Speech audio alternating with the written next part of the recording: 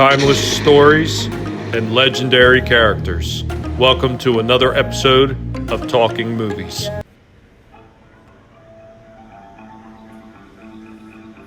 Hey everybody, welcome back. Here we go. So today's movie of choice is the 1979 Walter Hill directed movie, The Warriors. An action film based on gang violence set in a future, almost semi-apocalyptic type world. And this seems to have been done a lot in the 80s. It just seemed to be a common thread with a lot of movies where everything was apocalyptic in the future, because I guess nobody really foreseen a very bright and happy future. I really couldn't tell you there, but a very interesting movie that deals with gang violence and the gangs in particular in their environment. The movie started out as a bit of an underdog type movie that nobody really cared a whole lot about at the time. It did well enough, but it didn't break any kind of numbers, and it wasn't amazing by the standards of the time. It was just another movie out there, and it really did not become popular until much later on. It became what is known as the cult classic.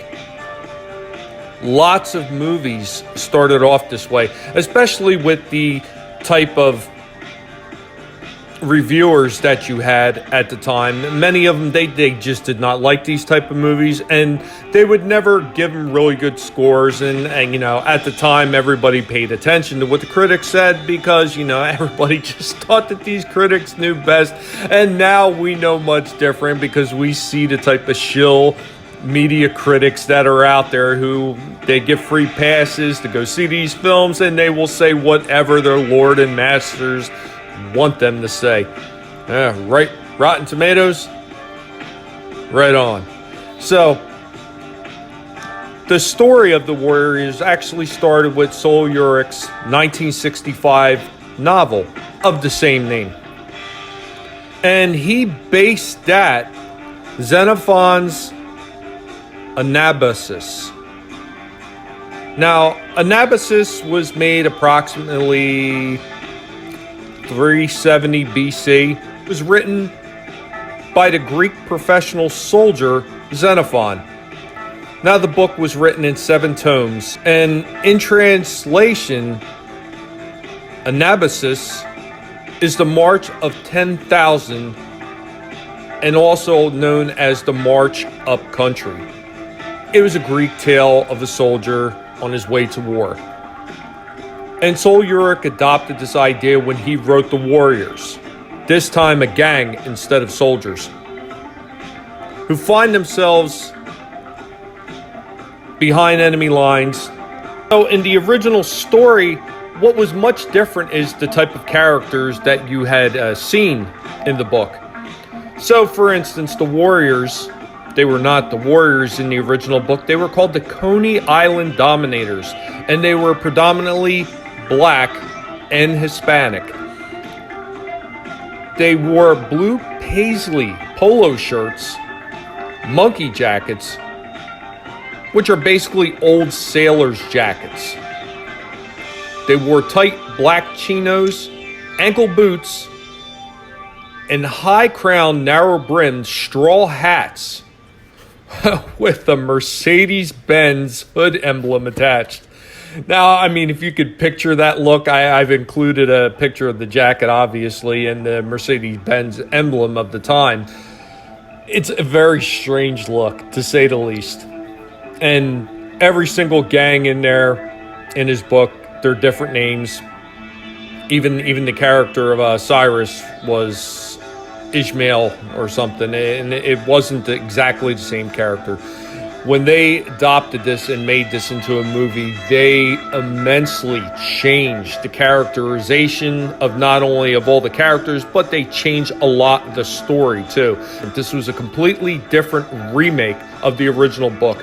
It almost has no comparison really to the original script, so it makes itself unique in that aspect, that is a semi-retelling, but is a retelling that is so fundamentally altered that it is a completely different story. Things that obviously makes the story so much different, and in my opinion makes the movie very enjoyable, is not only the outlandishness of some of the gangs and the colorfulness of them, just the idea that in a future that gangs would exist that look like this. It's comical in a sense, but I mean, it just gives something campy and something unique and something timeless to the movie with the sort of gang representation that they had in it. So one of the first gangs up that you see in there is the Turnbull ACs. And the Turnbull ACs had their turn to try to get the Warriors, and they missed. And then one of the next gangs you see is the Orphans. Now, the Orphans don't spend a whole lot of time on screen, but they do have, their leader actually has a very funny quote. Then you had the Baseball Furies, who were just completely ridiculous with their face paint, kind of looking like baseball mimes. And one of the most distinct gangs in the movie, I think. Then you had the Lizzies. Obviously, a little bit of play on words there, you know, Lizzies, but whatever.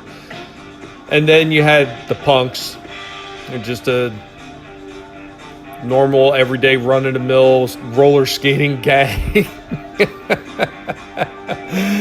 And then you had the Riffs. The Riffs were the big, main gang. They were the ones that wanted to control everything. And then you had, of course, the bottle-clicking leader and his gang that he was running, the Rogues, in the movie. Now, while he was not the overall leader of all the Rogues, he is the leader in this movie. And he is the main protagonist to the Warriors. Then other gangs you've seen were the Electric Eliminators. And you've seen the Boppers. And a few of the other gangs that you really didn't see a whole lot, but they were mentioned. The Hi-Hats, you know, another group of mime-looking guys with top hats. Kind of hilarious. The Savage Huns.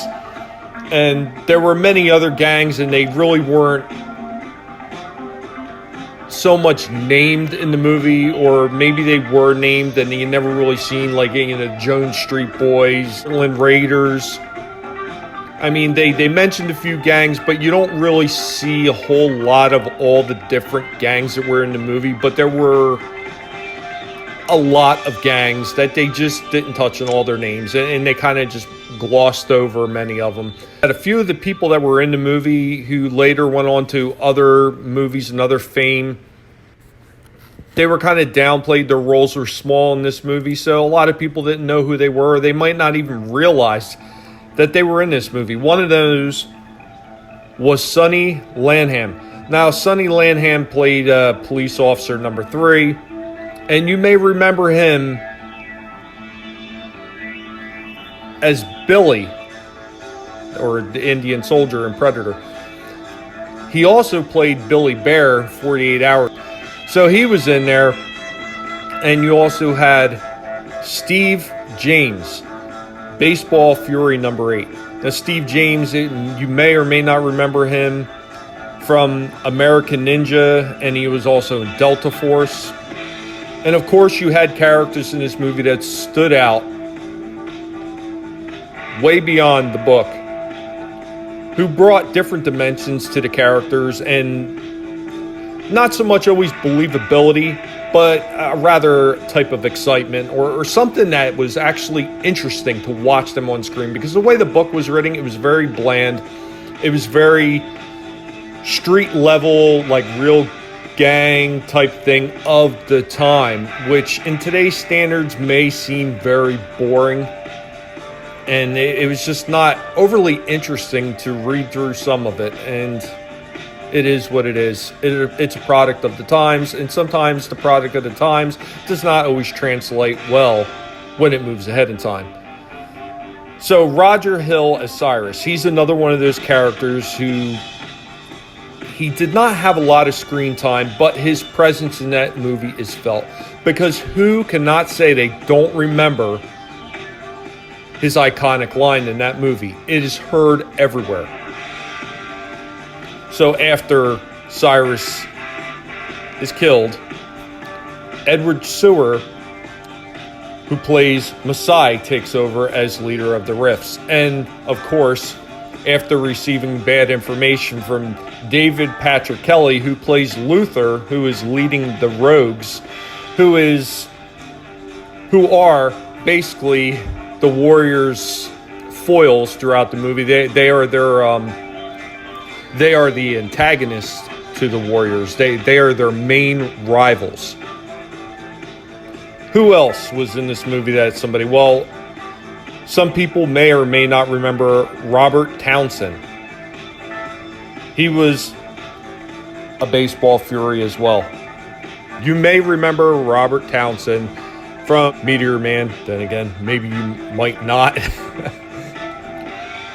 So what else made The Warriors, the movie, stand out so much from the original writings of Sol Ulrich?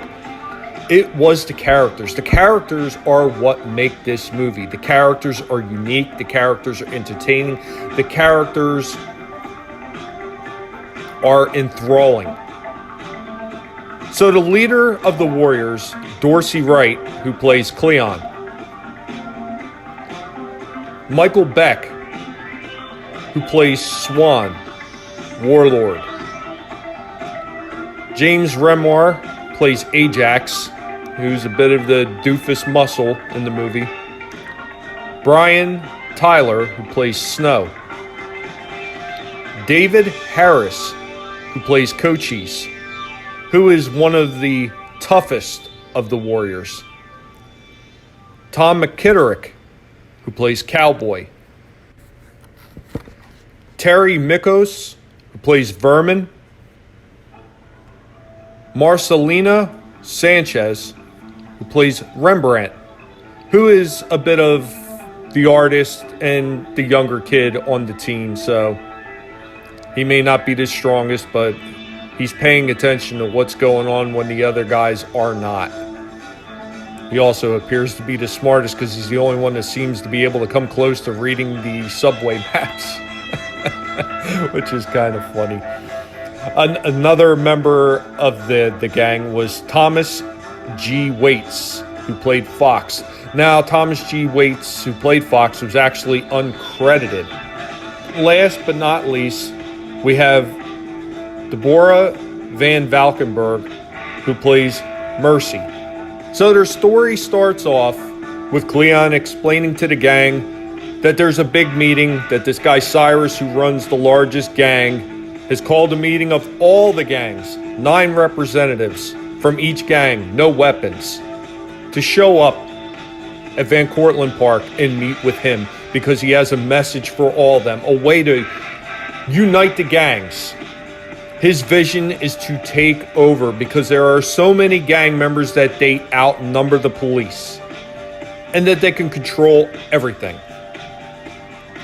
Well, during his speech, Luther, David Patrick Kelly's character of the Rogues, decides that he's going to shoot Cyrus and then blame it on the Warriors. Now, I'm not going to give you much more than that on it. The rest of it you should see for yourself. Most definitely, it is a good movie and you definitely should see it. So I'm not going to give away too much. So obviously, he leaks this, he yells and he says that the Warriors did it. And at that point on, the new leader, who is Masai, he's got it out for the Warriors. He wants them. So he sends word out to every gang on the street that he wants them. Dead or alive, he wants all those Warriors. They're going to pay for killing Cyrus. So the movie has its premise.